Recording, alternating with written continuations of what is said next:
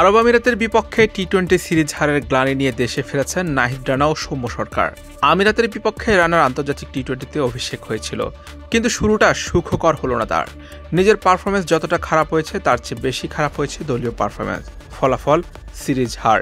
আর সেই হার ডাগ আউটে বসে দেখা ছাড়া কিছুই করার ছিল না সৌম্যর। ইনজুরির কারণে ইউএর বিপক্ষে একটা ম্যাচও খেলা হয়নি তার। খালি হাতেই দেশে ফিরেছেন বুধবার রাত 11:30-এর দিকে সৌম্য রানাকে বহনকারী বিমানটি হযরত শাহজালাল আন্তর্জাতিক বিমানবন্দরে অবতরণ করে। ইউএর বিপক্ষে এক ম্যাচেও মাঠে নামা হয়নি সৌম্যর। ইনজুরির কারণে পাকিস্তান সিরিজ থেকে ছিটকে গেছেন, তাই তো লাহোরের বিমান না ধরে সোজা দেশে ফিরে এসেছেন। যাওয়ার কথা ছিল পাকিস্তান, কিন্তু দুবাই থেকে লাহোর না গিয়ে ঢাকায় ফিরে এসেছেন নাহিদ রানা। আরব আমিরাতের বিপক্ষে টি-20 অভিষেক হয়েছিল এই পেসারের। পাকিস্তানের বিপক্ষে টি-20 স্কোয়াডে ছিলেন এই গতি তারকা, কিন্তু পাকিস্তানের বিপক্ষে টি-20 সিরিজ থেকে নাম প্রত্যাহার করে নেন তিনি, তাই তো ফিরে এসেছেন ঢাকায়। পিঠের চোটের কারণে পাকিস্তান সিরিজের দল থেকে সৌম্য ছিটকে গেছেন বলে বাংলাদেশ ক্রিকেট বোর্ড এক বিবৃতিতে নিশ্চিত করেছে। জাতীয় দলের ফিজিও বাইদুল ইসলাম খান বলেন, মেডিকেল অবস্থা পর্যবেক্ষণ করে এটা বোঝা গেল যে চোট থেকে সেরে উঠতে সম্ভবত 10 থেকে 12 দিন সময় লাগবে। তাতে বোঝা গেল আগামী সপ্তাহে শুরু হতে যাওয়া পাকিস্তান সিরিজে খেলতে পারছেন না সৌম্য।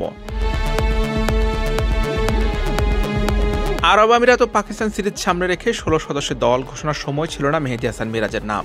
ওই দুই সিরিজে বাংলাদেশের তারকা অলরাউন্ডারের নাম না থাকায় অনেক সমালোচনা হয়েছিল তখন।